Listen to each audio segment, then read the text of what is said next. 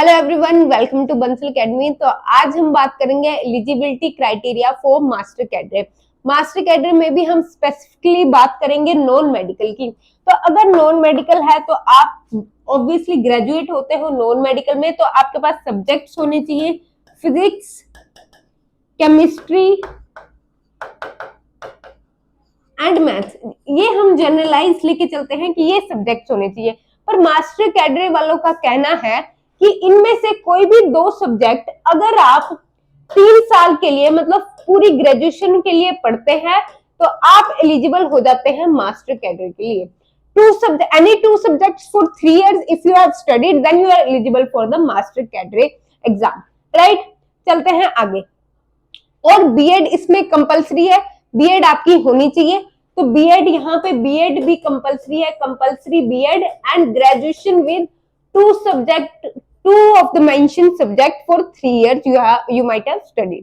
ठीक है, चलिए आगे चलते हैं। उसके बाद अगर हम बात करते हैं कि अगर आपने ग्रेजुएशन कर रखी है तो उसमें आपके कितने मार्क्स होने चाहिए, तो 45% फॉर जनरल कैटेगरी आपके होने चाहिए, 45 से अबव होने चाहिए। और अगर हम बात करते हैं बाकी कैटेगरीज की तो उनके लिए कुछ रिलैक्सेशन है।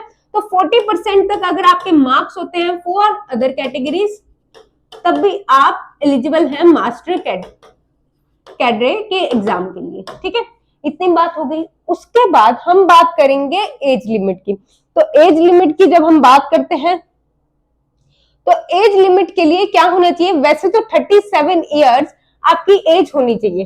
ठीक है, 37 ईयर्स एज होनी चाहिए सबके लिए, सबके लिए मतलब for general category, for general category and for other categories there is 5 years of relaxation for other categories। जो SC ST वगैरह आ जाती हैं तो उनके लिए 5 years of relaxation है।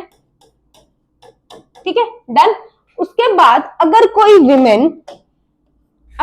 विमेन विडोड है या डाइवोर्स्ड है तो उनके लिए भी एलिजिबिलिटी क्राइटेरिया डिफरेंट हो जाता है एंड उनके लिए भी 5 इयर्स की रिलैक्सेशन रहती है, 5 इयर्स की रिलैक्सेशन रहती है, राइट।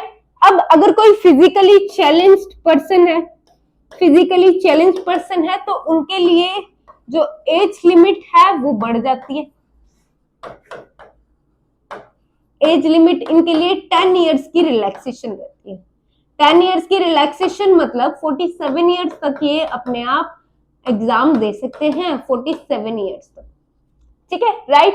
अब ये हो गई एज की बात। बट कुछ आर्मी पर्सनल है तो उनकी जॉब के इयर्स को हटा के जितनी उनकी एज बनती है उस हिसाब से वो एलिजिबल है, राइट। तो ये हो गया eligibility criteria for master cadre specially non medical, right. अगर आप हमारे बच्चों की तरह हमारे 400 स्टूडेंट्स तक इस टेस्ट को मास्टर कैडर को फर्स्ट अटेम्प्ट में क्रैक कर चुके हैं, अगर आप इन्हीं बच्चों की तरह इन्हीं 400 स्टूडेंट्स की तरह मास्टर कैडर एग्जाम को फर्स्ट अटेम्प्ट में क्रैक करना चाहते हैं तो ज्वाइन कीजिए बंसल एकेडमी। लिंक मिल जाएगा आपको डिस्क्रिप्शन में। Thank you.